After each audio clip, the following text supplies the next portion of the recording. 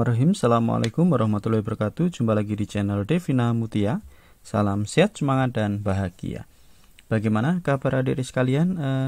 Tetap semangat ya untuk belajar. Dan pada kesempatan kali ini akan kita lanjutkan pembahasan soal-soal dari buku ISPS atau Erlangga Straight Point Series untuk SD atau MI kelas 4 muatan pelajaran matematika. Buku ini diterbitkan oleh penerbit Erlangga dan dikarang Gunanto dan Desi Adalia. Pada kesempatan kali ini kita masih melanjutkan pembahasan soal di bab 7 ya adik-adik sekalian ya. Khususnya untuk latihan ulangan bab 7 dan kita sudah masuk di paket 2 ya, latihan ulangan bab 7 paket 2. Nanti akan kita bahas dimulai dari yang bagian A ya. Dan sebelum membahas soal dan juga sebelum belajar, sebaiknya adik-adik semua harus selalu berdoa ya agar diberikan kemudahan dan kelancaran.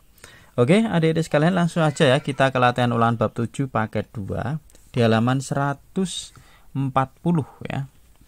Kita bahas untuk yang bagian A, dan yang mungkin yang masih ketinggalan bahasan sebelumnya bisa dilihat di playlist SPS Matematika kelas 4. Oke, kita mulai dari soal nomor 1 ya. Gambar berikut merupakan, nah diingat-ingat sekalian adik-adik sekalian ya, bedakan antara garis atau garis lurus, ruas garis, dan juga sinar garis. Nah, kalau gambar seperti ini namanya adalah sinar garis ya. Kalau garis lurus atau garis itu berarti kedua ujungnya itu berupa tanda panah ya. Ini panah itu namanya garis atau garis lurus. Sedangkan kalau ruas garis ya, kedua ujungnya itu adalah titik. Jadi terhingga ya. Jadi dari misalnya A ke B udah sampai itu namanya ruas garis ya, atau segmen garis. Nah, sedangkan untuk garis paralel, apa itu garis paralel? Jadi ruas garis tadi udah tahu ya, ruas garis itu sini titik itu ruas garis. Kalau garis lurus itu kanan kirinya panah ya, berupa tanda panah, berarti sampai tak hingga ya kanan kirinya. Kemudian kalau sinar garis itu dimulai dari suatu titik nah menuju ke tak hingga. Nah, kalau garis paralel ya, atau garis sejajar, garis paralel itu nama lainnya ya dari sekalian. Jadi dua garis yang sejajar itu garis paralel. Jadi untuk nomor 1 jawaban yang paling tepat adalah yang C. Kita lanjut ke soal nomor 2. Perhatikan gambar berikut ya, ini ada 4 buah gambar. Pertanyaannya, garis vertikal ditunjukkan oleh gambar. Nah, vertikal itu berarti tegak adik-adik sekalian ya. Berarti jawabannya adalah yang gambar 2 ini ya. Kalau gambar 1 ini adalah garis horizontal ya. Ini garis horizontal, kemudian ini garis miring atau diagonal, ini zigzag. Jadi jawaban yang paling tepat untuk nomor 2 adalah yang B. Kita lanjut ke soal nomor 3. Garis berikut yang sejajar adalah, nah garis jajar berarti kalau dia diperpanjang sampai manapun dia tidak akan pernah bertemu ya. Jawaban yang paling tepat adalah yang C ya. Kalau ini kita perpanjang, ini nanti akan ketemu. Nah, kalau ini jelas ya, ini udah ada perpotongan, namanya garis berpotongan. Ini juga garis berpotongan tegak lurus. Maka yang paling tepat adalah yang C, ini garis sejajar. Lanjut ke soal nomor 4, perhatikan gambar berikut. Nah, ini namanya garis berimpit ya adik-adik sekalian. Jadi dua garis ya, garis A dan B, yang A warna merah, B warna biru ya. Ini hubungan garis A dan B yang ditunjukkan oleh gambar adalah, nah ini jawabannya berimpit ya. Tadi memiliki paling sedikit 2 titik potong ya, di sini dan di sini paling tidak ada 2 titik potong ya. Kalau garis jajar itu contohnya seperti ini nih, garis jajar ya. Kemudian garis tegak lurus itu contohnya seperti ini. Garis berpotongan ini contohnya, ini juga berpotongan ya. Nah, oke. Maka nomor 4 jawabannya adalah B, yaitu berimpit. Kita lanjutkan ke soal berikutnya, nomor 5. Hubungan dua garis yang ditunjukkan oleh gambar adalah, nah ini berpotongan ya, berpotongan di sini ya. Jadi jawabannya adalah yang D. Kalau garis horizontal tadi yang ini horizontal ya. Berimpit tadi seperti ini tadi contohnya. Yang nomor 4 ya, ini yang berimpit ya. Kemudian kalau sejajar, ini contoh garis jajar tadi. Jawabannya nomor 5 adalah berpotongan, D. Lanjut ke soal nomor 6. Besar sudut yang dibentuk oleh garis yang berpotongan tegak lurus adalah, nah, garis berpotongan tegak lurus itu membentuk sudut 90 derajat. Adik-adik sekalian ya. Ini bentuk sudut 90 derajat. Jawabannya yang B. Nah, kita lihat gambarnya seperti ini. Ini garis berpotongan tegak lurus lah, ini 90 derajat. Nah, yang dibentuk. Nah, ini 90 derajat ya. Ini namanya berpotongan tegak lurus.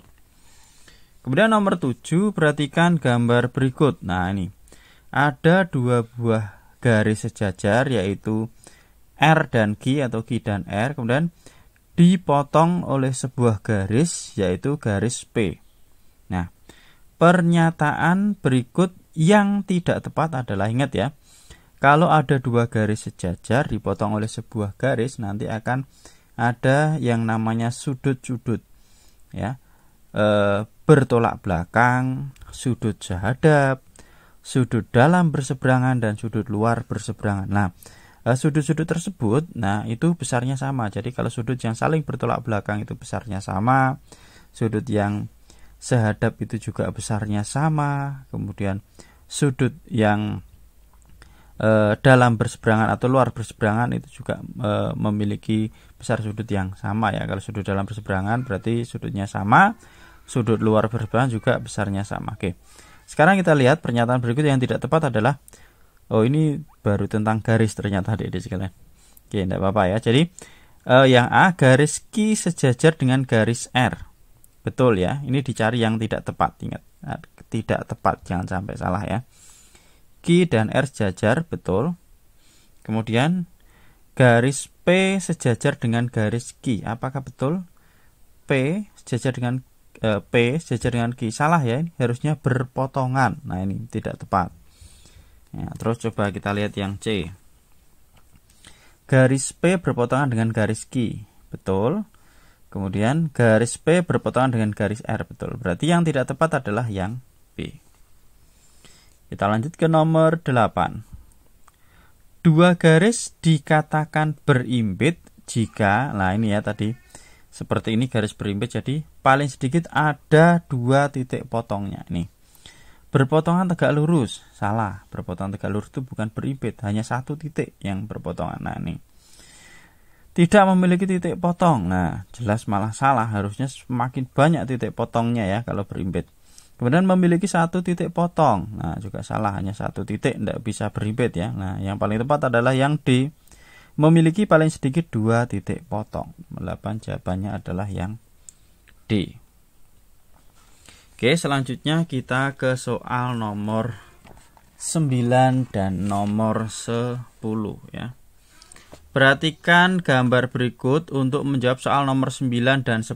Nah, ini tadi ya, yang sudah saya jelaskan, ada 2 garis sejajar ya, yang mana dipotong oleh sebuah garis. Nah, ini ada 8 buah sudut yang terbentuk ya, A, B, C, D, E, F, G, H ya.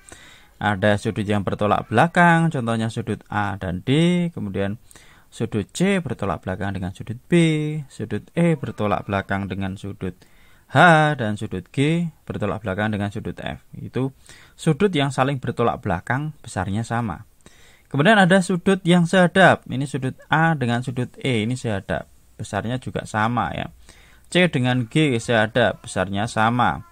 F dengan B sehadap, besarnya sama. D dan H sehadap, besarnya sama. Nah, itu ada juga yang dalam berseberangan, B dan G, D dan E, luar berseberangan, C dan F, A dan H. Nah, itu. Sekarang kita ke soal nomor 9. Sudut yang saling bertolak belakang adalah, nah tadi udah saya jelaskan. Ini sudut A dan C, apakah betul? Salah. Yang bertolak belakang itu A itu dengan D. Kemudian sudut B dan F. B dan F, salah ya. Harusnya B bertolak belakang dengan C. E dan H, lah ini yang betul. Ini bertolak belakang ya. Kemudian F dan D juga salah ya. Harusnya F dengan G. Maka jawaban nomor 9 adalah yang C. Lanjut ke soal terakhir nomor 10. Jika sudut A sama dengan 125 derajat, lihat sudut A di sini. Besar sudut H adalah, nah, A125 H125 ya, jawabannya 125. Kenapa? Karena ini adalah sudut luar berseberangan. Makanya kita harus tahu ya. Kalau sudah tahu, kita tidak perlu pusing menghitungnya ya. Oh, itu berarti sudut luar berseberangan. Maka besarnya sama, yaitu 125 derajat.